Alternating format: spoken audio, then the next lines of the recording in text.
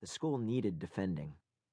This building had stood next to Barclay Bay since before the Revolutionary War, and Captain Oakes had turned it into a school in 1783. In less than 3 weeks, a wrecking ball was going to smash the place to bits.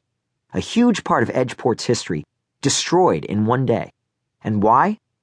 To construct a big, noisy theme park on the school's oceanfront land.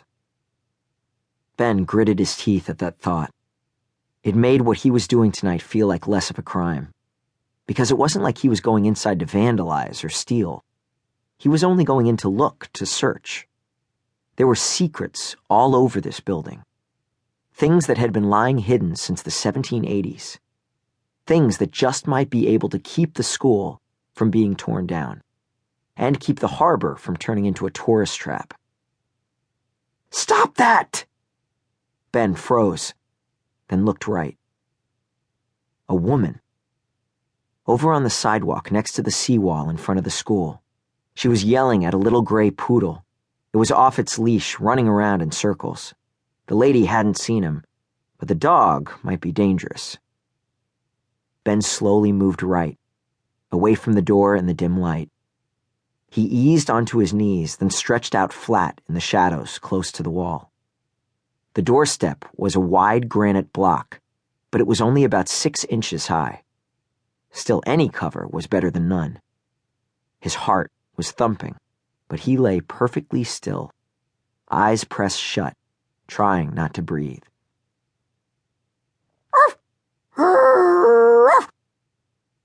Ben had a dog, a little corgi named Nelson.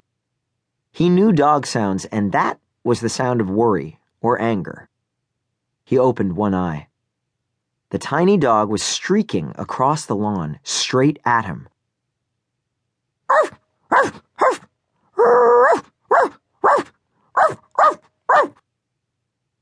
It stopped inches from his face, lips curled, shoulders hunched, ready to pounce.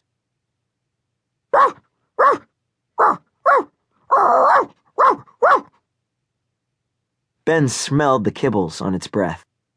He imagined himself with itty-bitty bite marks all over his face, being shoved into the back of a police car.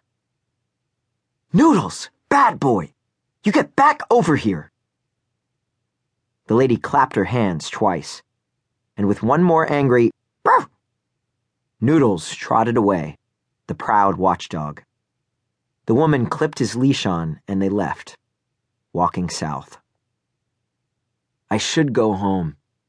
That was Ben's first thought once the coast was clear. He lay there, still trembling. But really, what better time to search the school than right now? He'd brought extra flashlight batteries. He could explore for hours with no interruptions. No teachers, no schedules, and no Lyman. Mr. Lyman. This was the beginning of the Memorial Day weekend, so even if he didn't get inside the school tonight, Ben was guaranteed 3 whole days of not having to deal with Lyman, which was a huge relief. Ever since Mr. Keene's death, the new assistant janitor had been tracking him and Jill, trying to follow their every move. The guy was like a bad smell, the kind that gets stuck in your nose and stays there for days, weeks. The thought of Lyman got Ben to his feet. He scanned the harbor side for other late-night visitors. All clear. Edging back into the light, he quickly tried another key in the lock. Nope. And then another. Not that one. Their conflict with Lyman was out in the open now. He was posing as the school janitor, but he was actually working for Glenley Entertainment Group, the company behind the amusement park scheme. Ben tried another key. Nope. Months ago, Lyman had heard Mr. Keene muttering about some sort of secret plan, a way to stop the demolition. And Lyman knew that Ben had been the last person at school who talked with Mr. Keene the day he died. And then Lyman had seen Ben and Jill snooping around the school. There had been a showdown in the library before school today. Was that just this morning? Ben shook his head. Friday morning seemed like 100 years ago. After this morning's confrontation, Lyman understood that Ben and Jill were on to him, that he was spying for the Glenley group.